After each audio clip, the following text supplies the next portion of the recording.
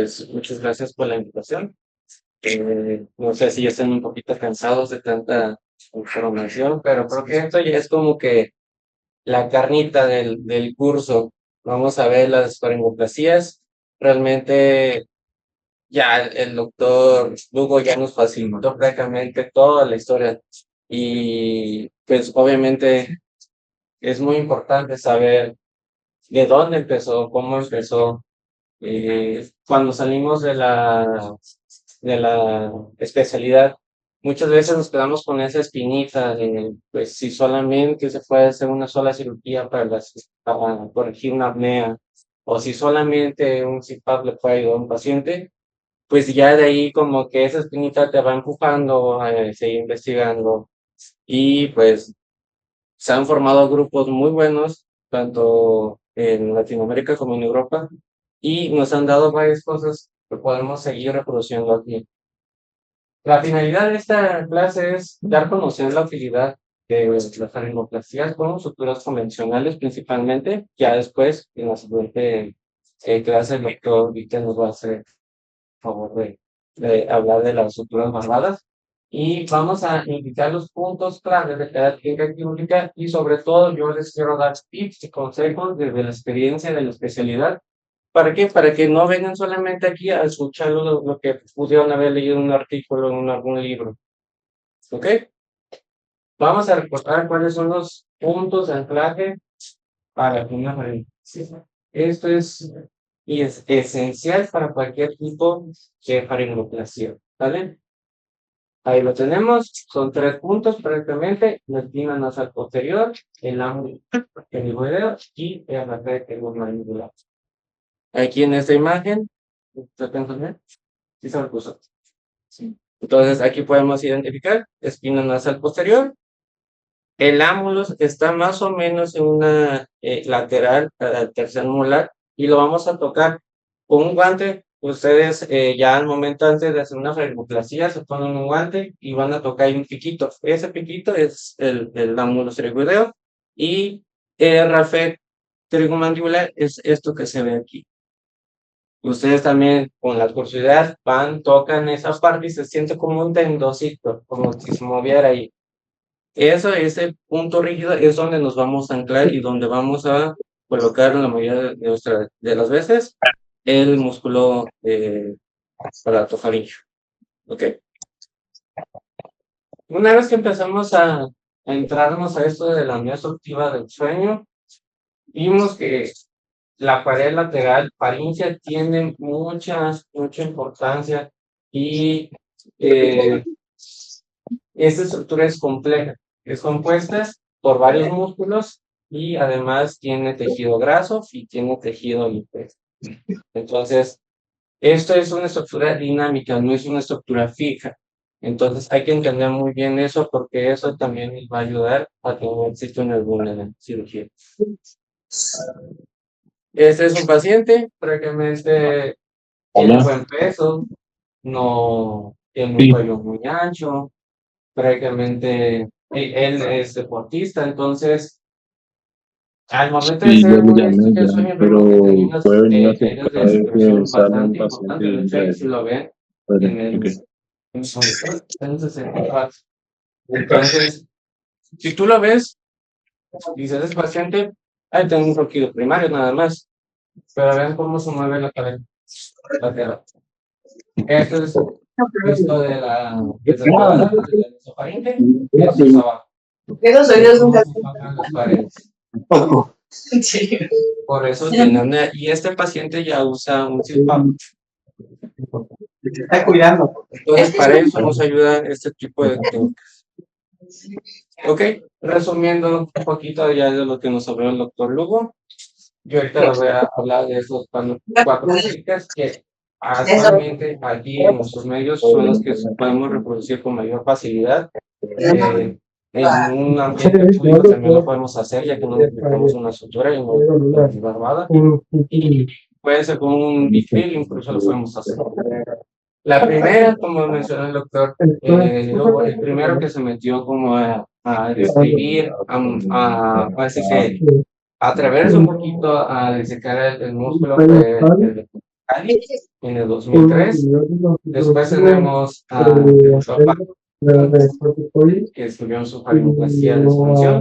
Después viene el doctor Tuenli con su faringoplastia de resolocación. Y por último, tenemos la faringoplastia de expansión funcional, que fue una modificación de esta. Eso fue a cabo se llevó a cabo por el doctor Sorrenti. Voy a dejar un poquito de lado ahorita la faringoplastia lateral, porque esta ha tenido varias modificaciones. Ahorita, como mencionó el doctor, ya vamos en la séptima. Entonces, para no repetir mucho, voy a describir ya la última que tenemos para dar un poquito más de prioridad a esta parte de las tesis. Bueno, esta fue escrita en 2007, la faringoplastia de expansión compacta, y esta tenía como objetivo expandir el espacio faríngeo lateralmente, reposicionar los músculos de la pared lateral faríngea, dar tensión y soporte a la pared lateral faríngea, desplazar anteriormente el paladar y disminuir el volumen de la pared lateral. Prácticamente lo que queríamos hacer es abrir el espacio de forma lateral y traernos el paladar hacia enfrente y hacia arriba. Es lo que se buscaba.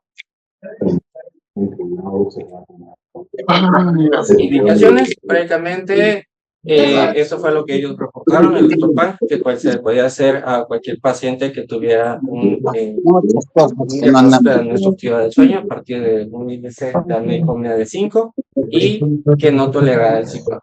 Es importante mencionar esto porque todo esto surgió como una alternativa al ciclo. Que tuviera un fallo a alguna terapia conservadora como la terapia posicional, algún dispositivo de avance mandibular y a la higiene del sueño. Dentro de las indicaciones tenemos que el paciente tenía que ser mayor de edad, y sobre todo porque vemos que este tipo de técnicas son un poquito agresivas con el paladar. En niños y pacientes jóvenes no se recomendaba porque tendían a hacer una estenosis. Estenosis maravillosos como los que ya nos enseñaron. Tenía que el paciente tener un índice de masa corporal menor de 30, un peso químico bajo. Y aquí nos mencionaba la maniobra de Müller. La maniobra de Müller era algo que utilizábamos antes de que hubiera todo el auge del diésel. Sin embargo, pues eso ya queda un poquito en desuso. Lo que nosotros recomendamos es siempre hacer un índice quirúrgico. La calificación de Fujita también ya queda un poquito desactualizada. Realmente no nos importa si a la exploración con una endoscopía el paciente colapsa a nivel de paladar o si es abajo. Prácticamente lo que nosotros queremos ver es cuando esté dormido. Las amígdalas deben tener un grado 1 o 2 y un estadio de Friedman 2 o 3. Entonces, esto es lo que reportaron los doctores. Quitando las amígdalas, íbamos a tener prácticamente libre el músculo faríngeo. Lo cortábamos en la porción inferior. Luego lo liberamos completamente de la mucosa faríngea y hacíamos esto. 2 incisiones a nivel del paladar para que en esta parte se colocara el músculo. Sin embargo, como ya mencioné el doctor, pues eso ya sería un colgajo donde el músculo prácticamente ya no tendría ninguna función. Además que pues aumentaba el volumen del paladar. ¿Ok? Eso es lo que se hacía. Se tomaba con unas suturas de la porción inferior que se había ya liberado, se llevaba para arriba, se cortaba toda la úvula y eso es lo que nos quedaba. Prácticamente, pues por eso se llama una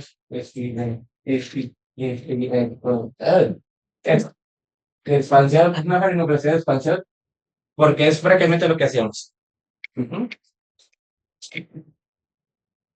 Ok. Luego, en el 2009, el doctor Sueli también se interesó por la pared, por la pared lateral faríngea, pero también vio que si quitábamos la grasa supratonsilar, tenemos un buen espacio que podríamos utilizar para llevar el paladar hacia el frente. Entonces, El objetivo de esta hecha quirúrgica es el avance del paladar blando y la femorizzación del músculo palato-faríngeo hacia los lados, haciendo eso también la femorizzación de la pared lateral faríngea. Las indicaciones es que el paciente tenga un colapso retropalatal sagital mayor o igual al 50% en la mayoría de Müller, que es lo que habíamos mencionado, o en el IESA. Y esto es como un consejo, eso tómalo muy en cuenta, eso todavía lo utilizamos, la faringoplastia de Lee, más que nada cuando tenemos un paciente con estadio de Friedman altos, 3 o 4, donde ya no te permite ver más allá del paladar, estás batallando, incluso para poner una sutura barbada, a veces se le batalla un poquito y tienes que hacer algunos movimientos. Entonces, en ese aspecto, este tipo de técnica es alguna alternativa que podemos utilizar. ¿En qué consistía? Prácticamente, como todo el tipo de faringoplasia, empezábamos como una amidalectomía bilateral. Teníamos que identificar muy bien los músculos, músculo palatogloso, el palato faríngeo, y en medio pues tenemos ahí, dentro de la fosa amigdalina, el constrictor superior. Tomábamos el músculo palatofaríngeo, como se ve aquí con una pinza, lo movilizábamos hacia la línea media y luego lo llevamos hacia arriba para marcar un punto, el cual se denominó punto C, que es el que vemos aquí. Y esto es importante porque en el siguiente paso lo que se hacía era resecar esta parte del paladar y de la grasa para sacar la grasa supratonsilar, pero es muy importante observar eso, que no nos pasáramos extenso acá, que es el punto donde hay mayor depresión del paladar. Entonces, ya una vez que habíamos marcado los puntos C, resecábamos esta parte en forma circular. Sin embargo, ahorita lo que nosotros estamos utilizando es, en lugar de hacer esta forma, hacemos una forma más triangular, como se ve. ¿Por qué? Porque tienes menor riesgo de que eso te vaya a generar una cicatriz circular hacia enfrente. Era más o menos lo que pasaba con la ubulopalatofaringoplastia. Prácticamente era cortar, cortar, cortar y los patrones de cicatrización se llevaban hacia enfrente, hacia abajo y hacia enfrente. Entonces lo que pasaba es que el paciente podía generar una estenosis. Entonces lo dejabas peor. Si lo que querías era abrir el espacio, lo dejabas con un espacio más pequeño. Entonces, al momento de hacer esta sección de forma triangular, rompes un poquito ese patrón de forma circular y entonces te deja un mejor espacio.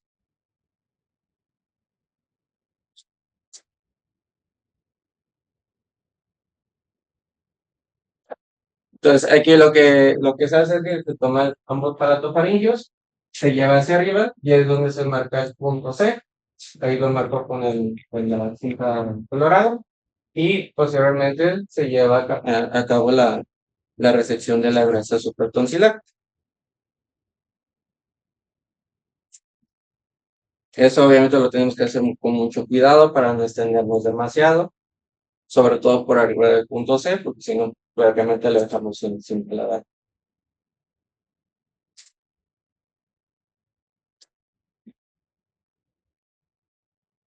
Una vez que ya resecamos de forma simétrica ambas grasas supratonsilares, vamos a proceder a la sutura de los músculos. Y eso, así es como se describe la técnica de la faringoplastia de Lee, es solamente entrar por el palato gloso.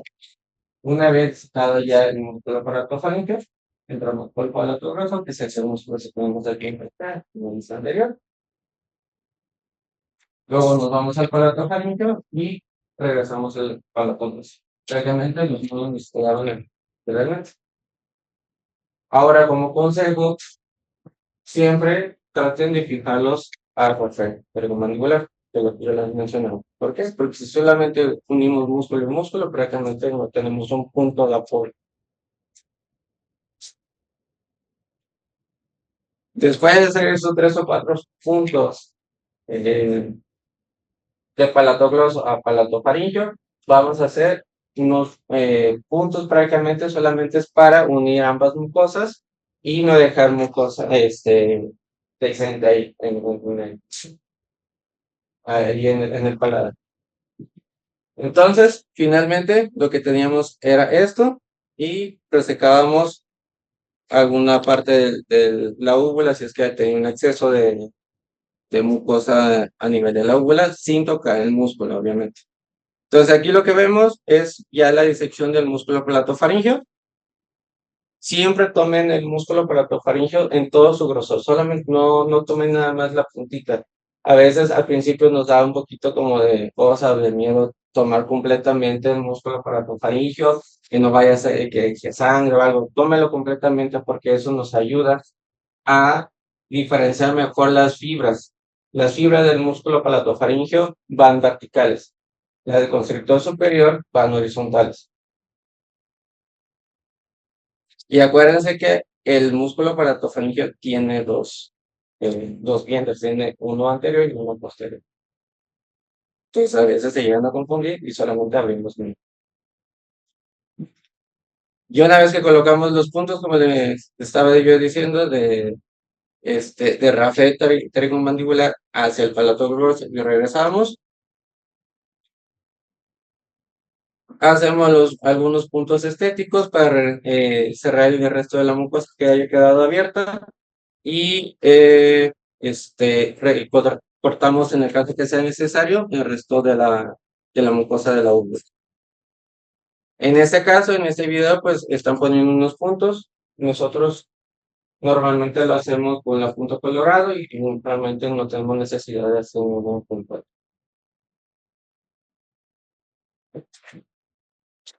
Eso es lo que se ha buscado, o lo que se busca con una faringoplastia, que es lo que mencionábamos. Hacer el paladar hacia enfrente y hacia arriba y la pared lateral hacia los lados. Okay. Y esto es lo que el doctor Lee va a ejemplificar aquí en esta vista sagital.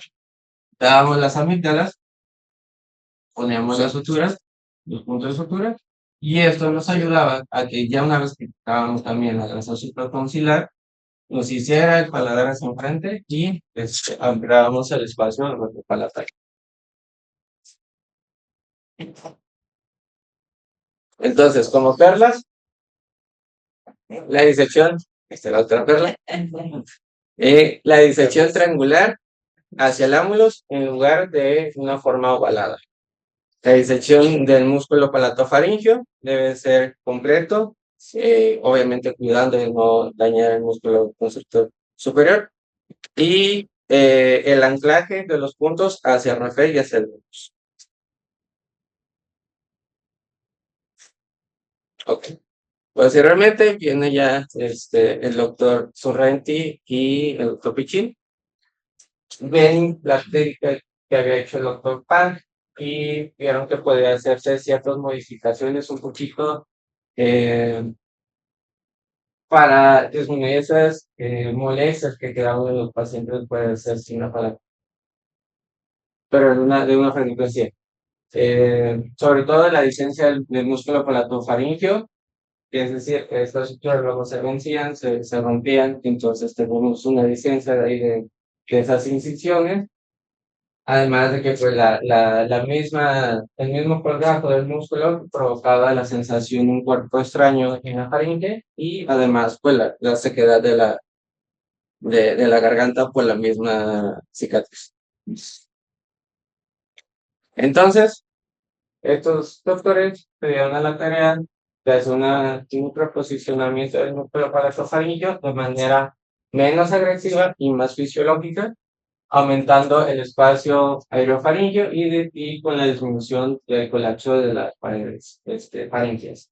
Además, pues se evitaba las cicatrices sobre el velo.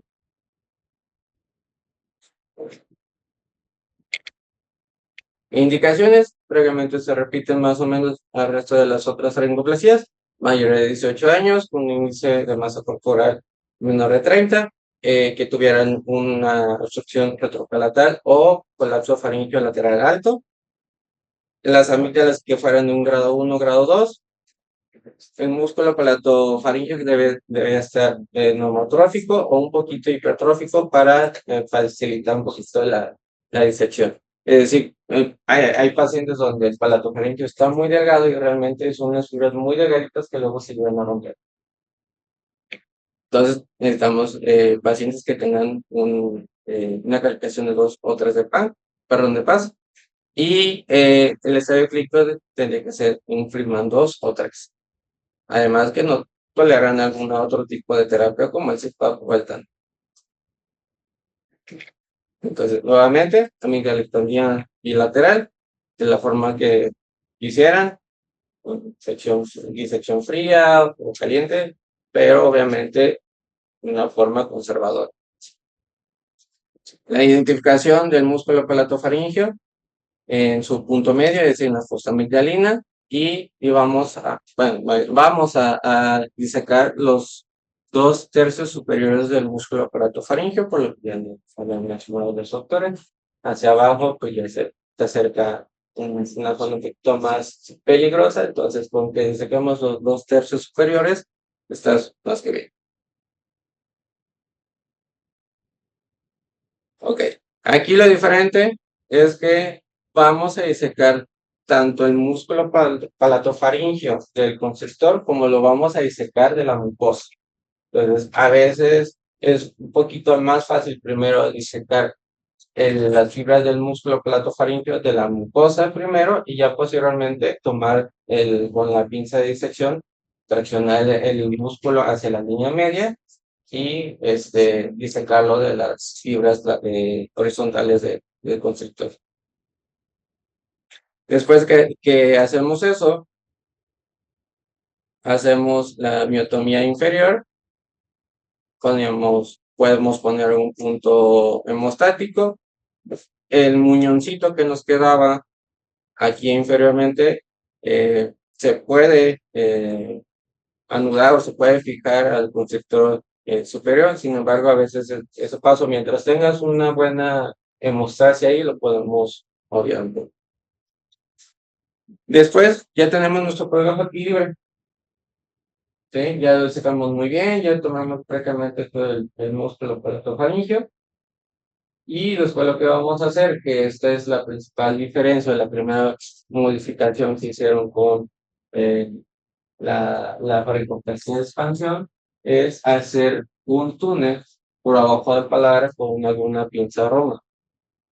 Entonces, entrábamos aquí, al lado de la base de la úvula, con mucho cuidado nos vamos hacia el ángulo y si se dan cuenta, aquí en esta parte, este piquito que se ve aquí, este es el ángulo.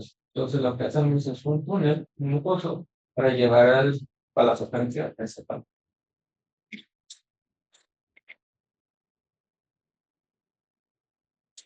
Elevamos el colgajo, lo ponemos a través del túnel, para eso nos podemos ayudar a lo mejor de alguna estructura de un bipil, hacemos un punto en 8, no lo cortamos y con esa misma sutura la pasamos a través del túnel, lo tomamos con una pinza cerca del ángulo, lo jalamos y de esta forma llevamos el músculo así. Después de que ya colocamos ahí el músculo, le ponemos dar algún punto de bipil, uniéndolo ahí, dándole un poquito más de fuerza. Y por último, cerrábamos el resto de la mucosa con algún punto de bipil. Supremamente musculoso. Perdón, puntos hemostáticos. Entonces aquí tenemos quitamos las amígdalas. Siempre haciendo una técnica extracapsular sin dañar las fibras del músculo palatofaríngeo y del constrictor. Y posteriormente vamos a desecar, como les había mencionado, las fibras del músculo de la mucosa Obviamente aquí ten cuidado de no dar demasiado profundo con el punto colorado y hacer alguna sección sobre en la mucosa del faringe.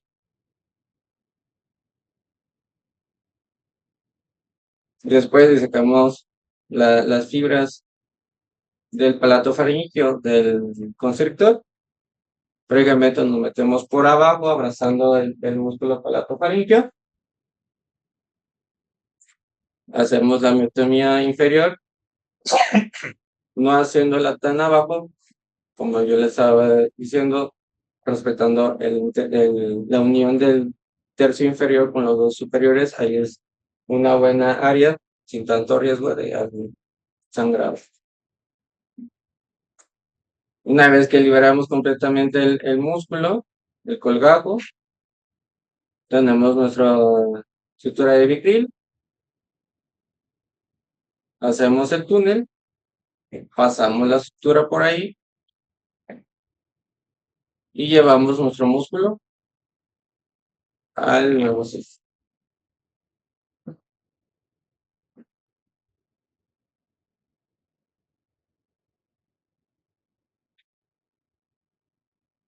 Ahora ahí pongan atención, ahorita que meta la sutura,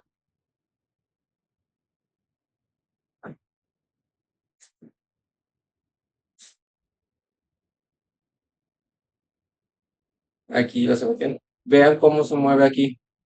¿Sí? En la línea media, vean cómo se expande este espacio.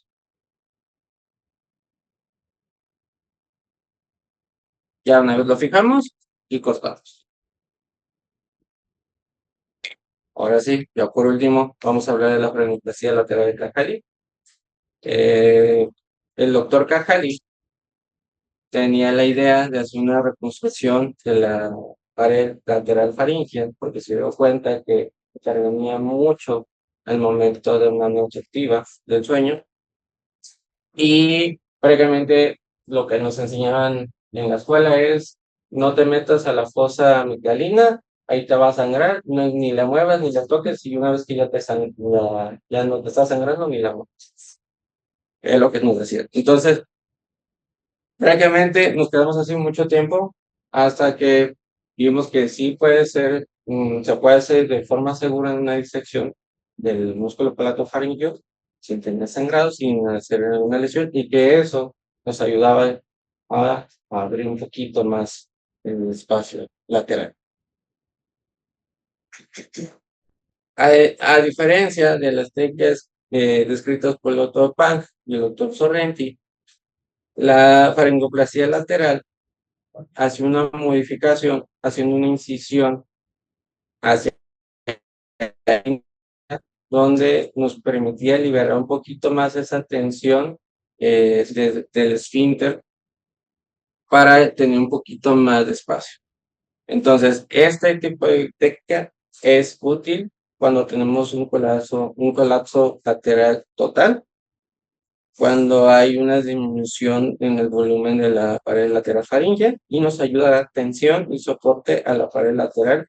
Así también va a desplazar anteriormente el paladar plano.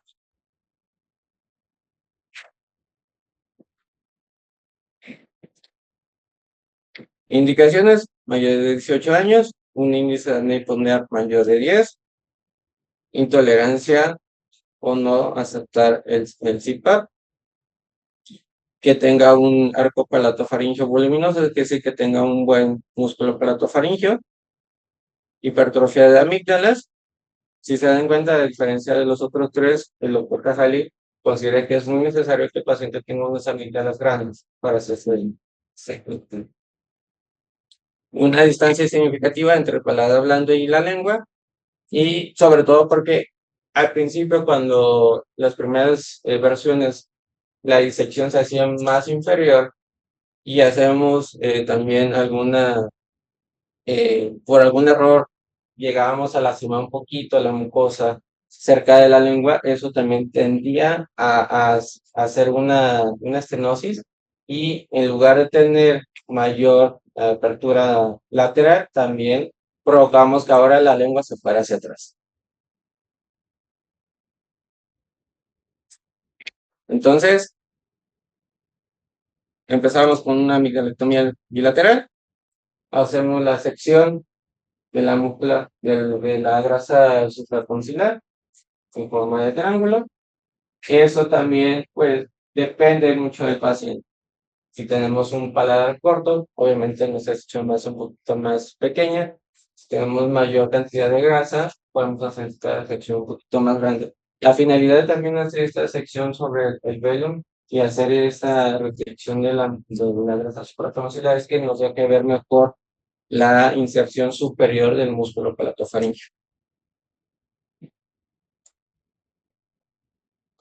Esa es otra diferencia con las otras técnicas que ya describimos. El doctor Cajali sugiere la aplicación de algún esteroide. Él usa triamcinolona en la pared lateral, colocando unos 3 o 4 puntos sobre el rafe trigomandibular y sobre el palato faríngeo, además también sobre la línea donde va a hacer posteriormente estas incisiones de relajación. Esto era para mejorar el postquirúrgico del paciente, que no hubiera tanto dolor y evitar también mucha inflamación.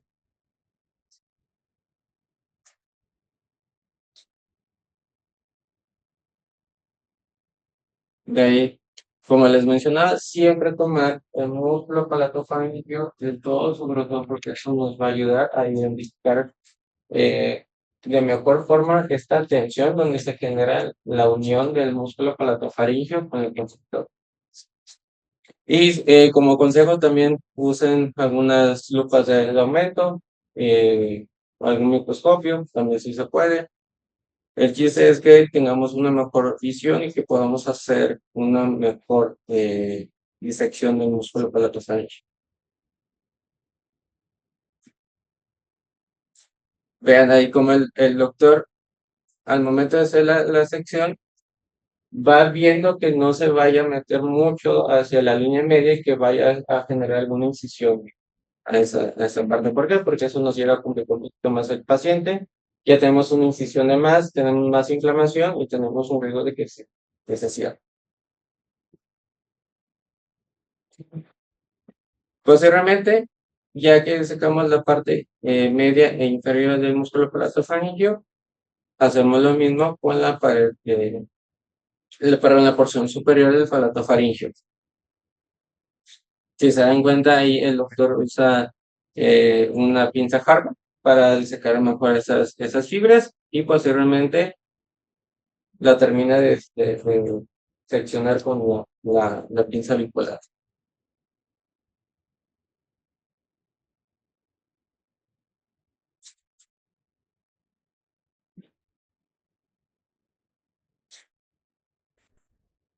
Como quiera, ya no es que ya lo utilizas toda esa parte, pues ya no hay riesgo de daño central.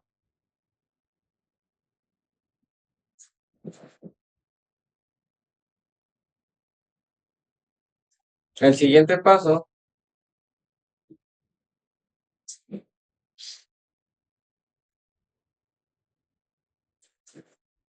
es colocar un punto inferior con la finalidad hemostática. Vamos a utilizar Ticlir o Monoclip de 2 ceros, y esto es solamente para una finalidad hemostática. Ok. Una vez que colocamos ese punto, vamos a proceder a hacer los siguientes puntos que nos van a recolocar este colgajo que ya está libre, ya le hice la miotomía, lo vamos a llevar hacia la nueva posición, más lateral y más superior. Entonces, vamos a entrar igual con el monocril, vamos a colocar un punto del palatofaríngeo hacia el rafé y luego regresamos. Los puntos se colocan más o menos 0.5 o 1 centímetro uno de distancia del otro, y lo vamos a hacer de forma caudal hacia cefálica. Es importante también respetar los dos, perdón, el tercio inferior del rafe trigomandibular, porque ahí también tenemos riesgo de lesionar alguna estructura importante, sobre todo el nervio lingual. y eso luego nos trae un poco de problemas con los pacientes. Entonces, aquí todavía no vamos a suturar, no vamos a anudar esos puntos, vamos a dejar libre, y eso tiene una razón.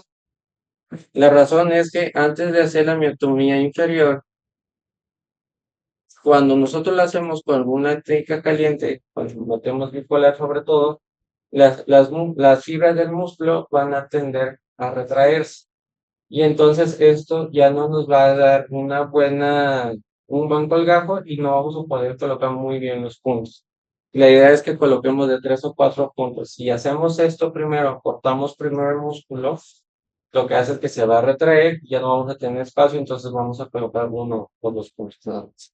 Esa es la finalidad de por qué colocar la sutura, dejarla libre, posteriormente ya con la pinza bipolar hacemos hemostasia, ya sea que con la misma pinza cortemos o con la ayuda de alguna tijera. Aquí también el doctor Cajal recomienda que si hay algún punto de desangrado, podemos ponerle algún punto de virtir o también con la pinza bipolar, pues es lo que es haciendo hemostasia.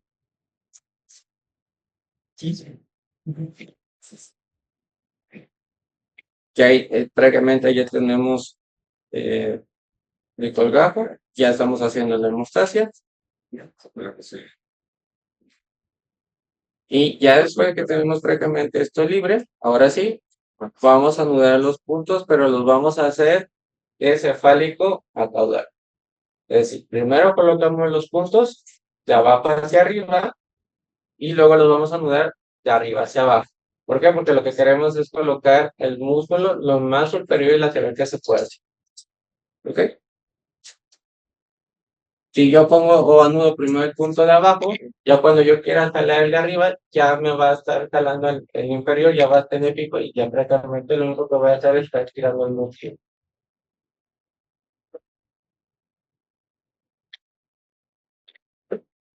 Ya una vez que anudamos, vamos a hacer las incisiones de relajación.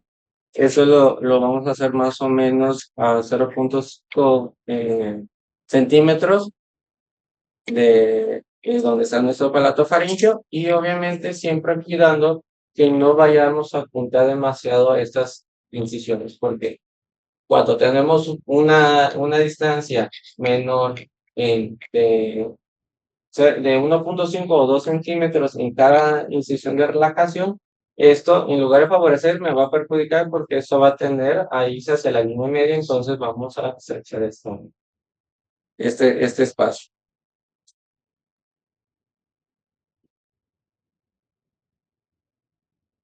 Perfecto. Y ya por último, como conclusiones, para realizar una faringoplastia con sutura convencional exitosa, debemos conocer a profundidad la anatomía faríngea de la pared lateral y utilizar los puntos de anclaje. Eso va a ser súper importante. Esto nos va a asegurar una mejor evolución del paciente y sobre todo una buena evolución de la cirugía. El objetivo primordial es priorizar la vía aérea superior y aumentar el espacio retropalatal. Siempre hacer un ICE antes de una cirugía. Resecar la grasa supratonsilar de forma adecuada, de la forma que ya habíamos platicado. La disección del músculo palatofaríngeo sin lastimarlo. Esto es clave para que no nos dé complicaciones en el momento de continuar con la cirugía. Y sobre todo escoger muy bien el paciente.